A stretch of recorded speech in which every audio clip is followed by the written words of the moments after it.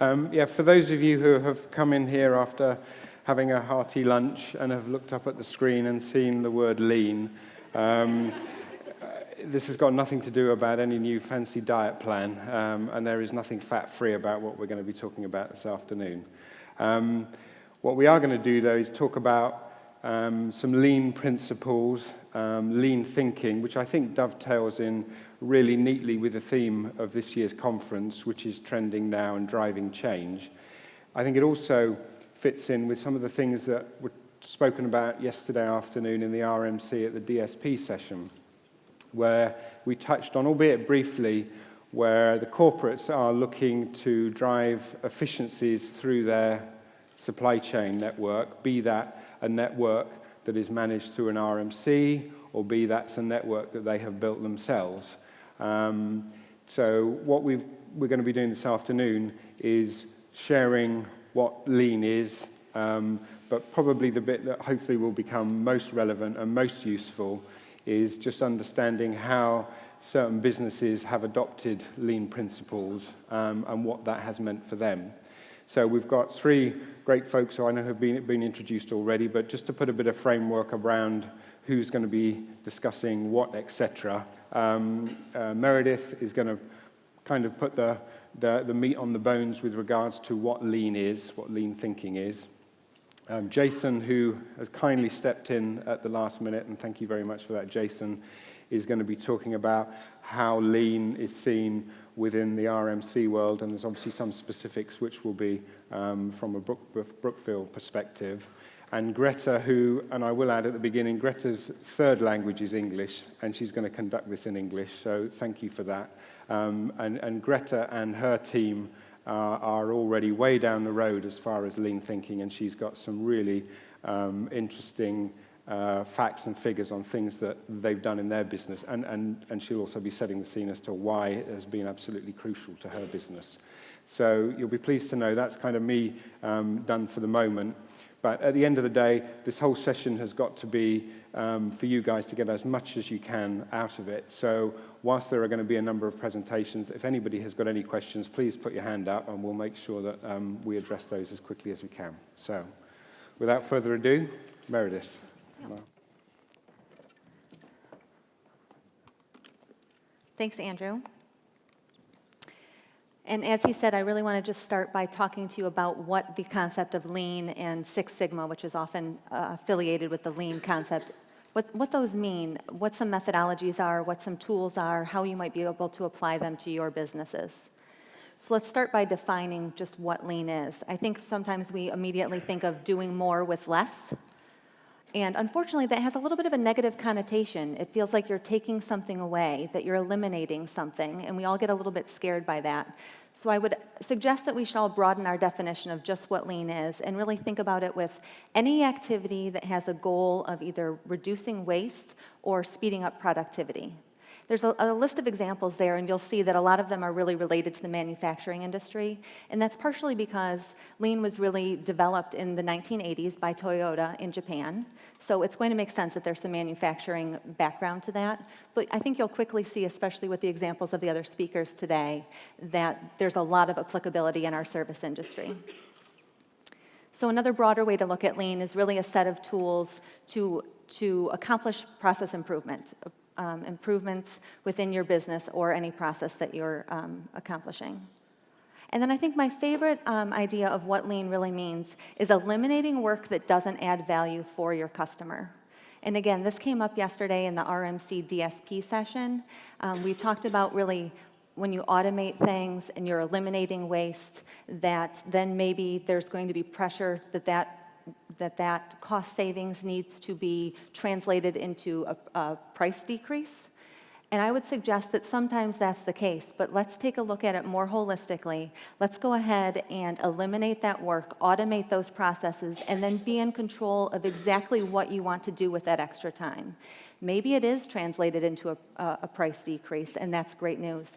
But maybe it's about using that extra time to apply it to things that are really meaningful to you, to your team, to your customer, to your business. Maybe it's about enhancing the service experience that I know we're all so passionate about. So Six Sigma also was developed in the 1980s. It was started in Motorola and really made famous by GE and Jack Welch. It's a quality management system, and it's definitely a little bit more technical. It's really the use of statistics to measure where you are and where you want to go. And it's about identifying defects and variation and then reducing them.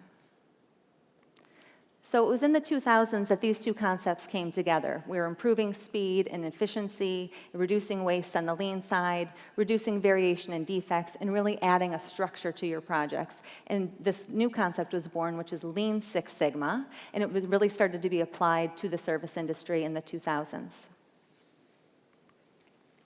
So when we're thinking about Lean Six Sigma, I would suggest that we think about it in these other terms also. It's important to realize that it is global. And obviously in this audience, that's going to be really critical. It's client-focused and value-add-focused. So again, we're adding value to the service that we're providing to satisfy the customer or the client. It's cross-functional, and this is important that we're making sure that we're adapting this across all the different stakeholders in the business. And it is about structure, and the reason that structure is so important is because this lean concept of thinking is going to need change, and we know that change can be difficult. And when you're talking globally and you're talking to people across lots of different functions, you need some structure to tie that all together, to relate back to make sure that that change is actually implemented and stuck with. And then it really, if you are adapting this general philosophy, it becomes a way of thinking, and all of a sudden your business culture really adapts this lean thinking. And again, you'll see how this is already happening with some of our colleagues. So I think that feels kind of big. It feels a little broad. It feels maybe a little daunting even. I think it's really also important to take a step back and realize that even when you go back to your offices next week, you can apply some of these concepts even in bite-sized pieces. It doesn't have to be a total mind shift on Monday morning. But there's a concept in the Lean Six Sigma thinking called a Kaizen event, and Kaizen in Japanese means good change. And it's really about taking these small bite-sized projects and applying this lean process thinking to that project. So you get all the people in one room, and that room can be virtual. And you're going to address, where we are and where we want to be and how we can get there with this lean thinking in mind. One of the big methodologies is called DMAIC. Many of you might be familiar with this, but essentially we're going to define, measure, analyze, improve, and control. So I want to talk you through that a little bit with a few examples of methodologies and tools for each of them. So we start by defining. And I think what we want to do is define our problem statement, define what the defect is, define what the error, the concern, the dissatisfaction is. Again, all kind of negative words. What I would turn this around and say is that it's really an opportunity statement. Where can we grow? Where can we get better? Where can we improve? So defect by definition is a lack or want, especially of something essential to perfection or completeness. But I think the second two bullets are really important. It's the observation of something that doesn't meet your standards or anything that dissatisfies your customer. And you'll notice the first one is about your standards. This is an internal discussion. And the second part that you cannot leave out is your customer. It's both an internal and external evaluation of where you want to be, where they want you to be, and how you can get there. So now you've defined, what is the problem. Now you need to be able to measure it. So if I know that this is where I am and this is where I want to be, I need to be able to measure so I know how I'm getting there, so I can gauge my performance. And again, I want to remind you that this does have service industry applicability, because we can be talking about anything from your gross margin and your profitability to your evaluations and service defects, to your timeliness and turn times, responsiveness, any other service level agreement that you have. These are your key performance indicators that really indicate where your performance is now, how it continues to improve, so that you can know and you can celebrate when you get to the goal.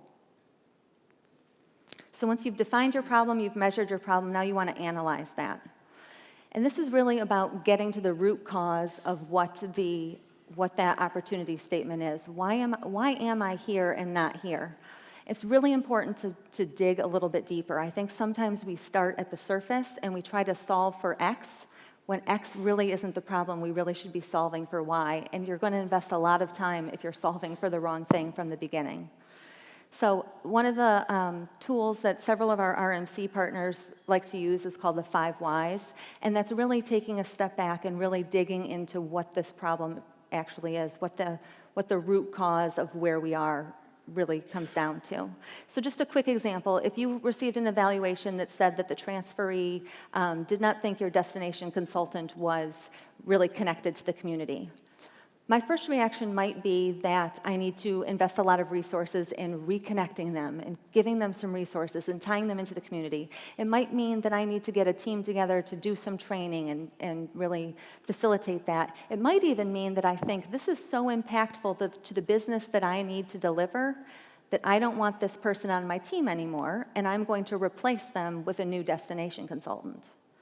And it would be a shame if I took some of those large steps and then came to realize that if I actually took the time to pause and ask, and asking could be asking the transferee if that's possible, or asking the destination consultant directly, or sometimes it's asking even the RMC or corporate client, why do you think that this transferee thought that our consultant was not connected? You might get an answer like, oh, well, that was because the transferee's son didn't get accepted into their preferred school. Okay, well, why didn't he get accepted? Because the school's application period had already closed and there was nothing that she could do. Okay, well, I wonder why that was. Oh, it's a really popular school. There was high demand this year and they closed the registration period early. Well, again, as a DSP, I could stop and say to myself, this sounds like something that's actually out of my control. The school's not going to let people in. I don't think there's a room for opportunity, an opportunity for improvement here. But if I took a second to continue, because I haven't gotten to my 5th why yet, I might find out that it was actually the reason that the transferee was upset was because they didn't know ahead of time, because they didn't see that information on the website. And why didn't they see it? Because the destination consultant had outdated material with the wrong website or some wrong information. So now, the way that I can improve this situation is literally, maybe very specifically, just to give the consultant the right website, instead of retraining or rehiring or anything else. It's just a small problem at the root that's going to make this whole issue go away. So once I found that out, obviously that's a really small problem. I can literally just take care of the website. Often in our business, our opportunities for improvement are a little bit larger than that. And this means that we need to take a step and really improve. I have a large process map, and I'm not going to go through in detail. I don't expect you to read that. But this is, the process to close a file in our business. Why it's on the screen is just to illustrate the importance of the fact that I have 6 people listed. We have the employee listed, we have the consultant listed, we have our management team listed, we have the client listed, we have our accounting team listed. There are a lot of stakeholders in this improvement process. They all need to be part of the plan, and they all need to have this change documented. So that's what the process flow, which many of you have used in lots of other parts of your business. I think it's really important to be implementing that kind of methodology when you're making these kinds of changes, so that all of these people who bought into the change also have something to refer back to, because they have gone through change and they need to know, oh wait, what was I supposed to do after step 3? This is different than what my old habits were. Let's make sure that we've given them the tools to continue to be successful with that change. And now that I've defined, I've measured, I've analyzed, and I've improved, it sure would be a shame if I took all of that investment and wasn't able to sustain that gain. And this is all about controlling. Again, just a suggested tool that you can develop in whatever way suits you, but it's about really, again, reminding yourself what you were measuring. Who's going to take care of continuing to measure your improvement and your success? What method are you going to use to measure that? When are you going to trigger that you're maybe not at the performance level that you want to be? Is it at 90% satisfied scores or lower? Is it at 45 days outstanding on payments being made?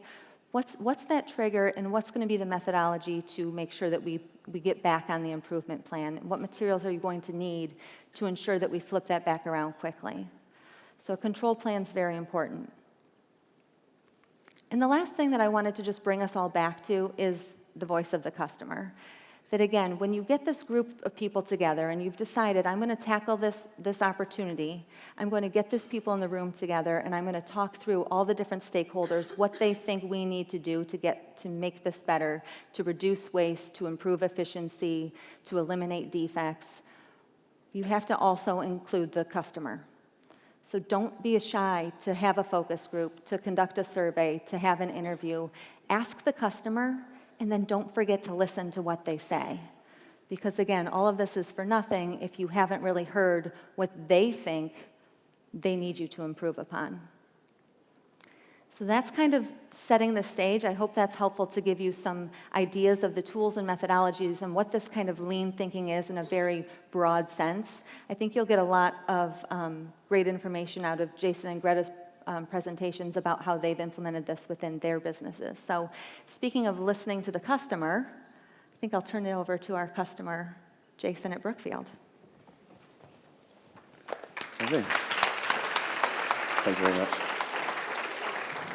Thanks very much, Meredith. Well, thank you, everyone. I'm going to talk to you just a little bit. You've had a bit of theory there. You've had some useful tools. And I would certainly second that some of those ideas, certainly the 5 whys, are absolutely essential for being efficient. Certainly root cause analysis is something I'm going to talk about a little bit. But what I was looking to really do, just before I get underway with I guess, my section, is talk just a little bit about some of the discussions I've been having, some of the things that I hear, and how I translate that into what my sense of being lean is. So I'm starting off with these kind of, I guess, horrific-looking bullet points, which I think, look, when I have these discussions often with DSPs, and I say, look, this client needs us to be more efficient, we need to sit down and discuss how we can be more lean. I think sometimes I see sort of fear in the DSP's eyes that, oh no, you want us to become robots, officially. I understand that you are service-driven individuals and you're in this business because you enjoy the service. You want it to be a warm, a very sort of end-to-end service where the customer and the family have the support that they really need. And often people, I think they are worried about turning into a production line. If I mention you're going to have an email generated from the system, sometimes it's amazing when you see the DSP's reaction. It's like, oh, here we go. So I just wanted to put some bullet points up there to see, if lean really did become mean, what would the future be? Would it be that it is a production line? Would it be that there's no interaction between the RMC and the DSP at all? There's not even a single phone call. Would it be that your home finding consultants have a script throughout the entire home finding day that they have to follow with no deviation? And if they deviate, then you're going to have an RMC knocking on your door trying to find out why that happened. Is everything going to be generated through the system? The point is, I think the last one's probably the scariest one, the end-to-end. It's a bit Orwellian. The end-to-end service being recorded on video and audio throughout. So you can sit there at the end and you can pick through the bones to see what went well and what didn't. These are the kind of concerns. I mean, this is an extreme, but this is the kind of stuff that I do hear people saying, and I think they worry that this is the way everything's going. One thing I would say about this is that it can't happen in reality, and it's not because of, I guess, there's a family and children at the end of it. I mean, that is obviously an important factor. But what I think is more important is there is, for example, the Italian utility company that you phone 3 times, they still don't update your records, and you have to get back and sort it again. There's the landlord that just rolls away with the deposit into the background and doesn't want to do anything about it. I'm hearing more and more from DSPs very complex situations that their staff are resolving, and whether it is the ferocious tenancy management person you have in the background that gets on the phone to that landlord and hunts him down, or whether it is a process you have in place for resolving these utility discussions. This is where your value is. However, these points, as I say, they are extreme, but do have a think. If you look down through them, there is sense in some of them to a certain level. For example, it makes sense to have some templates. It makes sense that your home finding consultant does have some structure in the day. A lot of them actually, if you put them on a very moderate level, it does make sense. And companies such as us, we do have to ask these kind of questions. Can you move more towards that? More towards, I guess, a production line approach. But the important thing is I don't think you should be scared of it, because what we're not trying to do is to say, don't be so high touch on that individual. Now, I know there is a balance here, and there's cost versus time spent, and margin is an important thing. So from here, I just want to, I guess, move on. I mean, the point of this slide overall is that we all have to work to get the right balance, and every business is different. Someone with one desk in their home and 2 home finding consultants versus the likes of Dwellworks, for example, they have to be lean in different ways. They don't just take this and follow it to the letter and everything's great. You really do have to think of your own business. But I just say, the point I'm trying to say today is please do take the time to embrace and think about it. It's not necessarily a negative thing. It's not necessarily all about price points. Here we go. Okay, so Andrew asked me to talk a little bit about how RMCs are lean. Now, I have people say, well, you're Brookfield, you've got tons of money, you must be able to sort that out. Actually, our margins are really tight.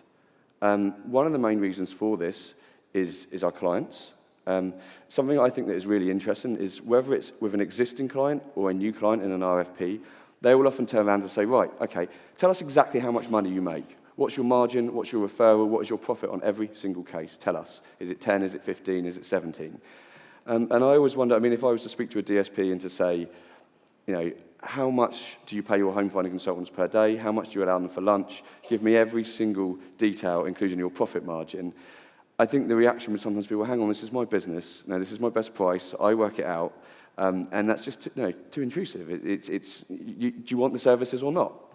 But I think it's interesting to know that from an RMC perspective, if we were to say that to a corporate client, we would be out. We have to sit down and be completely open and honest with them. And actually, it's not a bad thing, because it forces us to be lean. We have to be a lean organisation.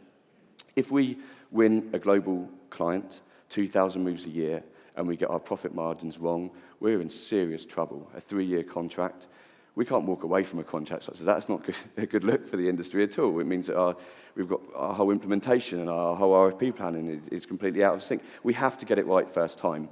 We have clients that have exact headcount that is allowed to be on their count. So they know exactly how much headcount is devoted to it, and it's there in the contract. So there is so much planning that needs to go in from the outset when we win these global clients. And this is one reason why we're forced to be lean. The initiation volume is interesting. We do see this. The move mix is changing. And the fact of the matter is that often you can have a higher initiation volume with lower revenue, which is a worry, because people go on and on about initiations, and then obviously the finance guys go on about the revenue. And it's a bit of a worry, and I think it can be quite negative to say, you know what, initiations are up, revenue's down. And I think people do, it is a concern, but we have to understand that things are changing and we have to adapt to this. And often it is about headcount, but also something that I just mentioned, which I think wastage. Looking at where you waste, where your staff waste on a day-to-day basis is just so important. I see it in our organisation and I see it with DSPs every single day. And I think that last exercise is really interesting to actually give you the chance to sit down and think about where the waste is in your organisation. Okay, a little bit on the global corporate clients. So one thing that I think is quite interesting is often local HR aren't lean. There can be emotion there. It can almost be individuals wanting to protect jobs. They may see the DSP as someone who, in a way, is putting their headcount at threat because they used to go and find properties themselves. They used to do immigration in-house. So often local HR is tied up with a certain degree of emotion and are not necessarily lean. That is very rarely the case for centralised global mobility, as there is Mr. Procurement sitting there with them, and often you can see the back and forth, the HR business partners on one side who want the best for their assignees, and on the other side you have a procurement guy who looks at it in terms of numbers. I think in terms of Generation Y and millennials, it's quite an important point. We have a lot of discussions of this at Brookfield. And I always find it interesting. I'm 1980, so I'm just about in Generation Y. And I think sometimes we don't put enough emphasis on this. Generation Y do think a little bit different. The older generations often they like a handheld end-to-end service. Whereas nowadays, you think of a relocation 15 years ago or 10 years ago versus 15 years' time, I don't think people actually will be too bothered about finding their own properties using apps, using Booking.com or whatever. People are used to doing things themselves. So it's so important that we do think that the individuals that you're servicing over time are changing. You probably see it yourself. I mean, I know people in their, so I'm mid-30s, you're only going to have a certain amount of very high-ranking executive mid-30 individuals coming through to you now. But I'd be really interested to come back in 10 years to see how those individuals are, how they react, whether they really do need those tailored end-to-end services. And I think it's something we have to be a little bit mindful of. You know, 5, 10 years ago, we talked about some people send through internet links every now and again, and it can be a bit frustrating. Nowadays, I think most of you will probably agree that nearly on every single case, you get tons of net links before you've even spoken to the individual. They're pouring through. But people do change and things do change, and it's about just making sure you know where your value is. All of you have, as I mentioned, really unique selling points and value which no one else can get in your market. They do not have the experience. And you just need to think where that value is. Is it that tenancy management person who has an incredible ability to get the deposits back from the landlord? Because the assignees, no chance, they won't be able to do that. So it's about knowing where your value is. Just quickly in terms of the outsource model, clients are more and more asking us for additional services. They're asking us to look at their domestic work. Can we consolidate? Asking us to look at their business travellers. Can we put it all together? Can you think a package up for your graduates? Sometimes this wasn't work we had. And so we might put it forward to you as an unaccompanied viewing, and you think, oh, it's such a nightmare in my market. But we might not have had this work. And if we don't adapt to it, then people will. I mean, we've talked a lot about websites and apps and things like that. Ooh. Okay, I'll do it off the top of my head. So people talk a lot about things like apps and, and that's great, and it will go that way, I'm sure. But behind it all, there are certain technical barriers that have to be overcome. And the important thing is that you guys do, I guess, have that ability to sit down and work out where that value lies. So just before, I was going to talk a little bit more about a few other things that we do in terms of, I guess, values that you shouldn't compromise. But just for a second, are there any questions? Does anyone have any questions on what I've said so far? Sure, fire away. Okay. If I possibly can, because it's obviously a very full session. They're running to fix it. That screen's still working. Is it? Okay. Jason, Hi, thank Isabel. you for a very, very good presentation, and thank you for saying out loud what we always sense and feel, but you're honest enough to express it, that you also see the difference between HR and procurement and the battle. So I thank you for that. But I have a question. Sure. You said, on one of your slides, it just said, that you want transparency, complete visibility. Yes. See the margins. Yeah. What does that mean? You will set the margins for us? Does that mean if I tell you, I want 21%, you say, oh, no, you go for 13? Do you tell us what margins we are allowed to have? Yeah. And vice versa? No. Will you tell us your margins? Yeah, good question. It is a really interesting question. Yeah. Yeah. Okay, so I was actually kind of hoping someone would ask that question because it's an interesting discussion. So the first part of that question is, will we ask for your exact margins in percentage terms? The fact of the matter is, at this stage, for me to say, oh no, we'll never do that, it's unusual, the fact that we'd have to do it to the client and we wouldn't do it with you necessarily, because you come back in 5 years, and I think there's going to have to be some time and place where we have to have discussions. What my point is on this is, firstly, A, do you know what your margins are? I know they'll vary from client to client, but are you able to talk to them? Are you able to talk to the pressures in your industry in terms of your local market, such as inflation, such as fuel cost, but not on a generic basis? Fuel cost is high. I mean, talking about in terms of, on average in my market, it takes about 5 days end-to-end to find a house. You don't have to give exact figures. I pay my consultants between X amount and Y amount per day. It doesn't have to be the exact figure. I don't think it's fair for me to say, you need to say 18%, and I sit there and calculate it out. I don't think that should have to be the case. But what I'm seeing now is people saying, that's my final price.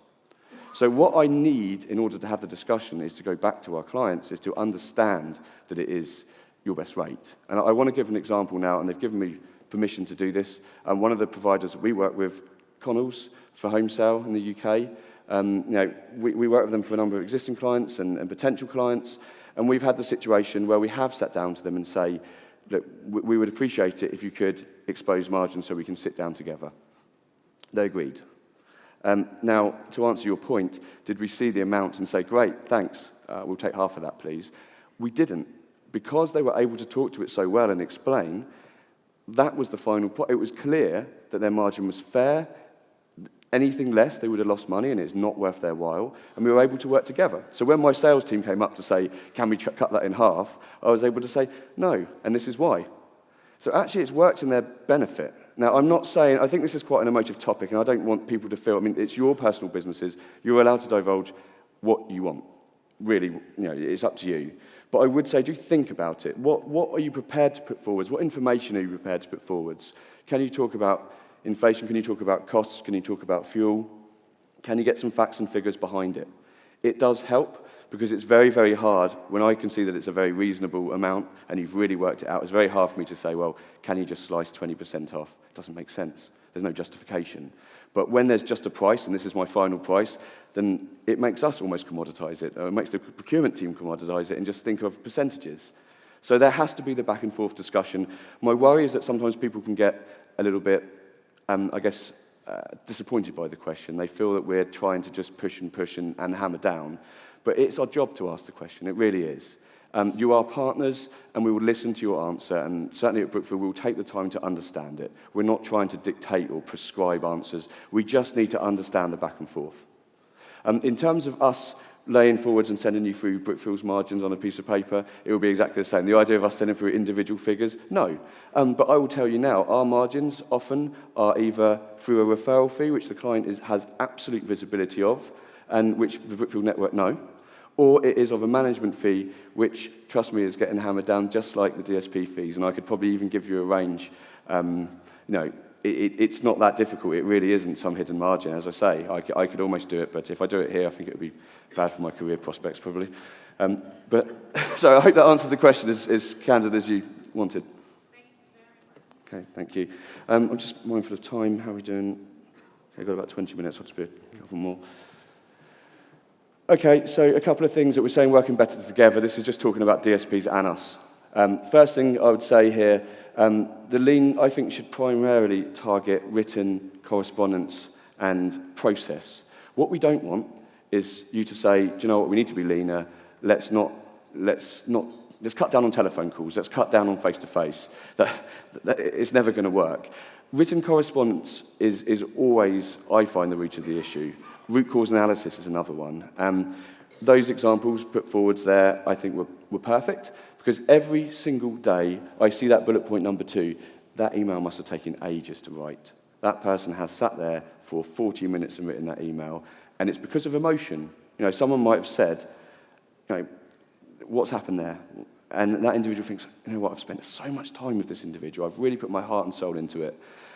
So we see it every single day, honestly, every day. I've seen it on a lot of slides, but if I had my whole team up here, it is a daily occurrence. So I would say as business owners, you wouldn't necessarily do that, or maybe some of you would, but I think it's important that you do see what your staff are writing. Even I do it. I send an email, I hit send, and I think, wow, that took me 20 minutes to write that. It's a bit of a waste of time, really. And I try and look at myself, and we all do it. I've seen Brookfield do it. I've had internal discussions along this line. This, to me, is waste. It's something that we can easily cut out.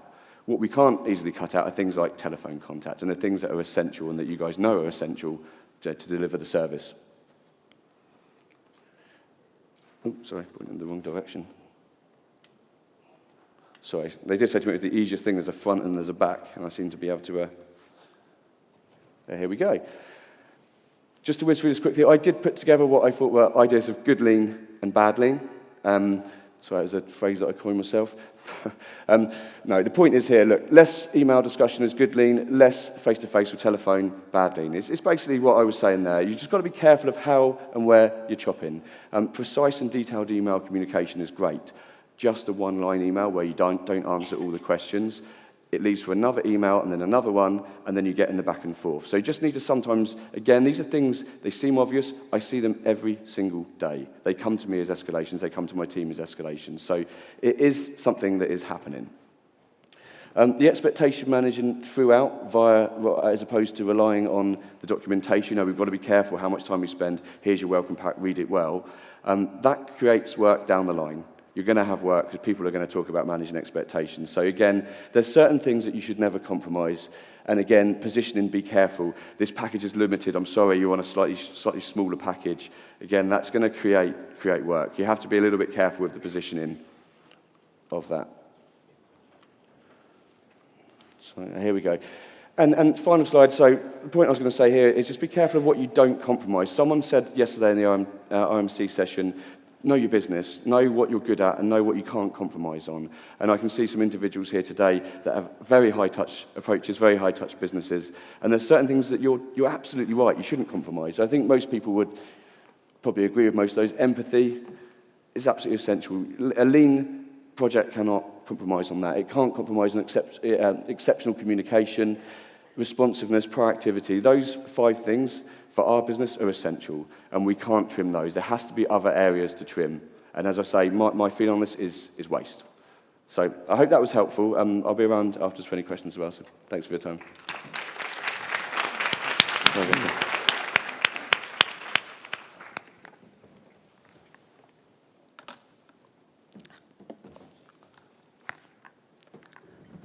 So,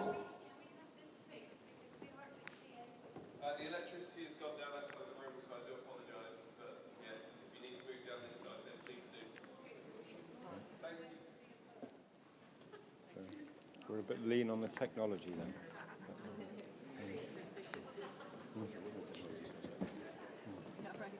luckily.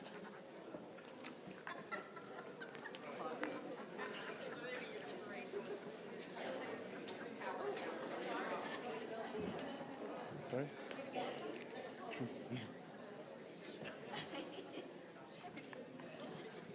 Okay.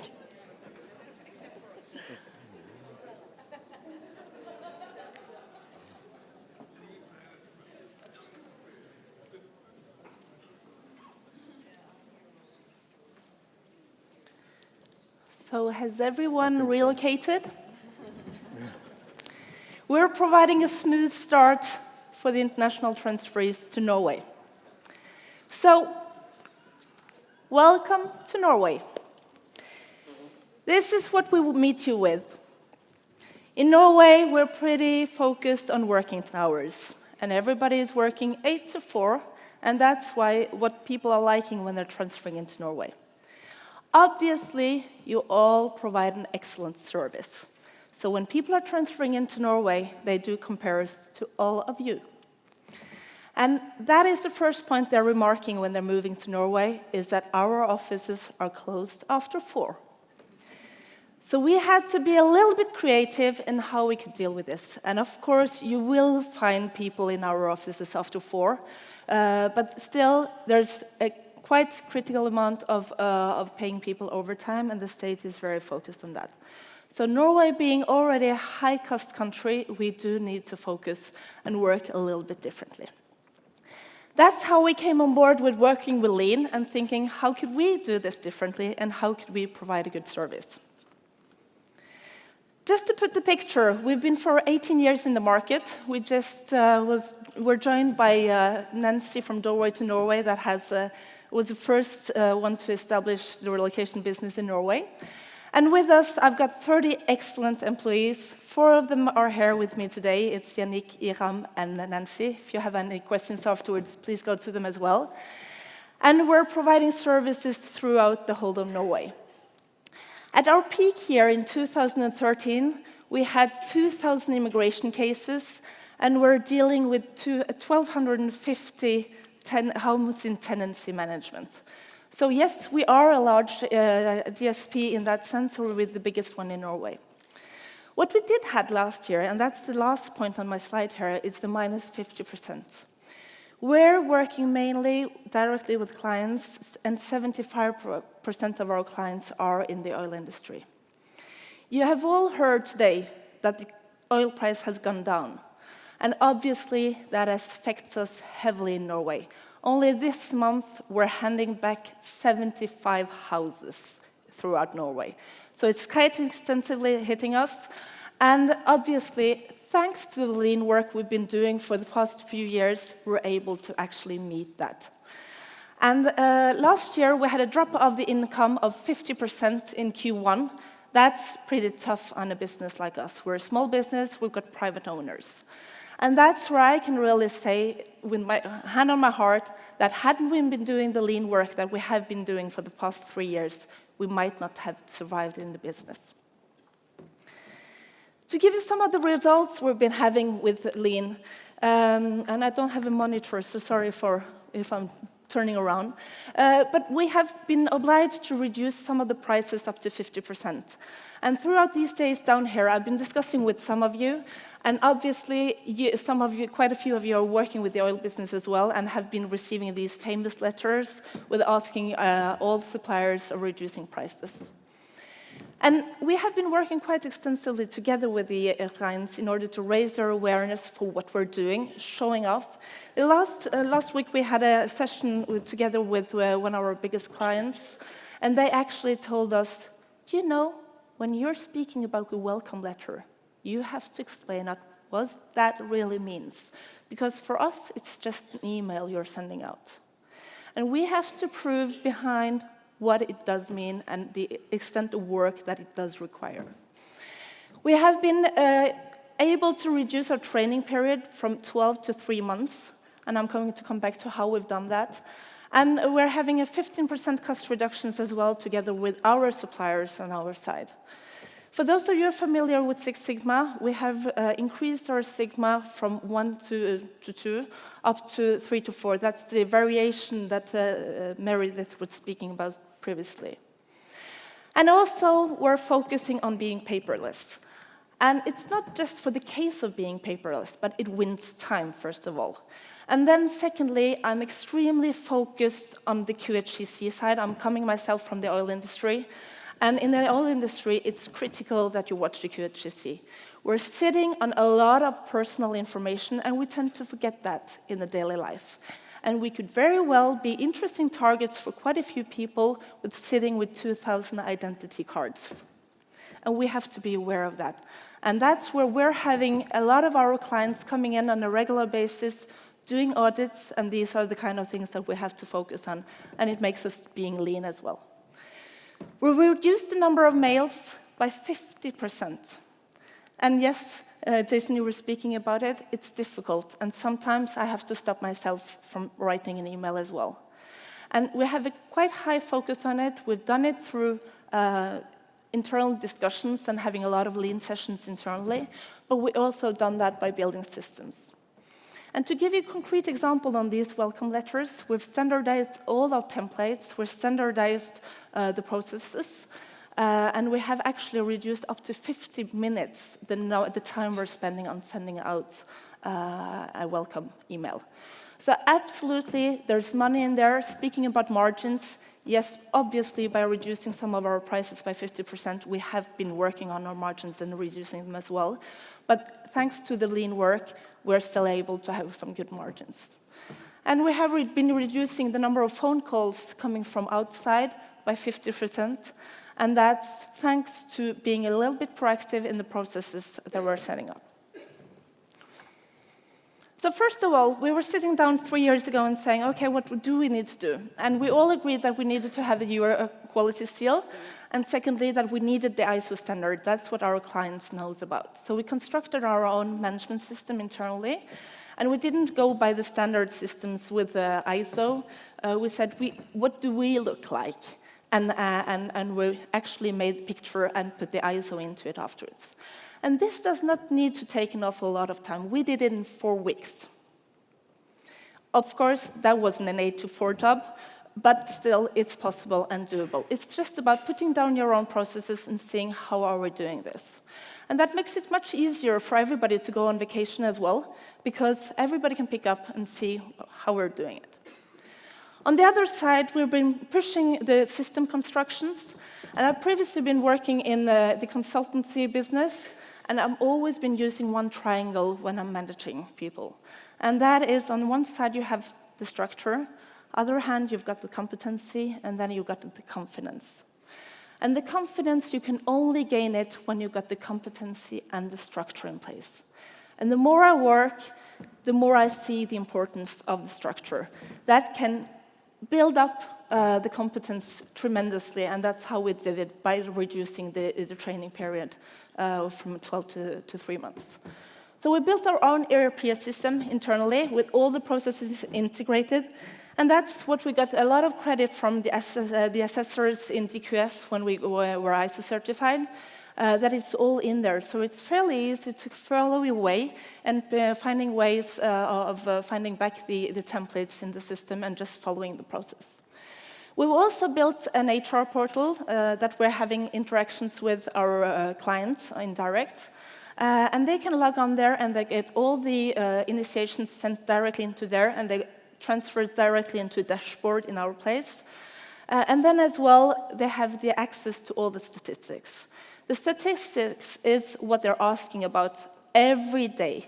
So we needed to take away a little bit of that flow of questions that they were having all the time, and that was the best way of doing it. We also, for the security side and the interaction with the assignees, created a login site where they can log on their personal details directly. And of course, there was quite extensive companies in Norway last year that got hacked, and we're sitting on critical information. So the fact that we've put the information and they can upload their passports, for example, directly onto there has been a huge improvement on the security side as well. We're communicating through the expat website with all the assignees, and that's where we put up new articles every week in giving input, for example, on the frozen water pipes. Don't forget to leave Norway on vacation without putting up the heat and leaving the heat on. Don't make some cost savings and it costs you $500,000 afterwards. And that happens, it does. And then we have also created an internal deviation system. And it's called SmoothIX. Everything in our place is something with a smoothie. And it stands for smooth hiccups. So our SmoothIX system has improved and made us improve tremendously because we're present in 5 different locations. And obviously, what we learn in one location, we need to make sure that we're transferring that around in the system. And then, just as we speak, we're about to implement a new financial system. It takes a little bit of time. It's quite time-consuming to get it right. But it will be perfect when we're getting there. And that helps us doing the reporting side. It does also push out the electronic invoices automatically. That's the way Norway is going in general, and that is going to make it much easier to track and follow, even for the clients. So with that, we've been working, as I said, with the suppliers. We've gathered the suppliers as well in a room together with them, working on lean process, using what Meredith showed us previously, the ways of working, having workshops together with them. And this made us some publicity as well in the Norwegian newspapers. We also just started doing the same thing with our clients, actually. In addition to, of course, all the sessions that we're having internally, both in the management team and in the departments and the whole group together. We're meeting on a regular basis, working with it. And I had a reaction from one of our suppliers, and he was clearly saying that he was the IT supplier, and he said, Grete, if we hadn't been doing those sessions, I wouldn't have understood why every day you're trying to make me win 1 minute here and 1 minute there. Because what I am always saying is that 5 minutes a day per person is half an hour a week. That's quite a lot. And when you're multiplying that by 30 employees, you can make the count yourself. And just to make you a short, quick example of where we're winning time as well, this is not looking very good, but it's useful. It's actually the action items that we have out of a lean session that we've been working on. And then we've just set out the dates, who's responsible for following up and what it is to do. And instead of spending a lot of time doing meeting on minutes, for example, this is what you can do. And it's fully good and accepted as documentation for the assessors in the, as well when you're having the DQS in visiting you or the other assessors.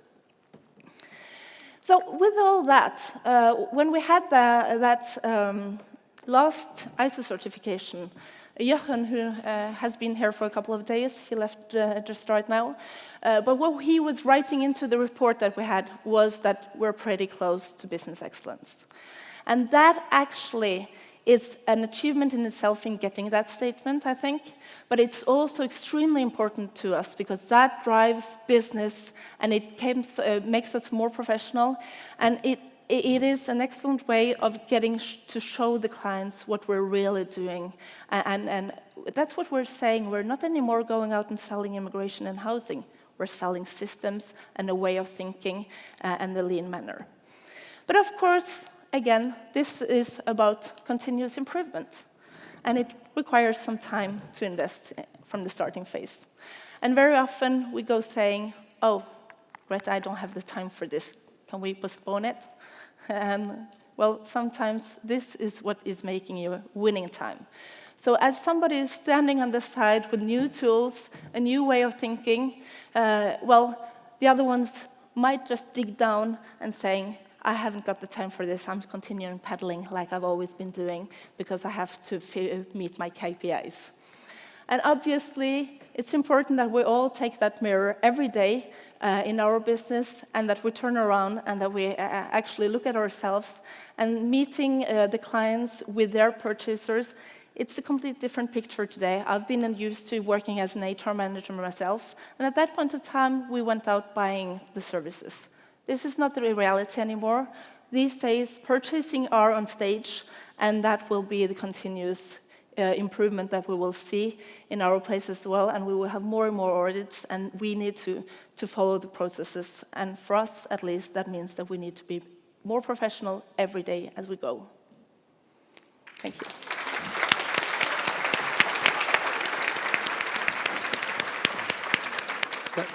Thank you, Greta. And I know we're pretty much out of time, and that has been quite a sort of a whistle-top tour around the subject, but hopefully some really good ideas and a bit more insight from Jason and from Greta. But are there any questions before we have a final timeout?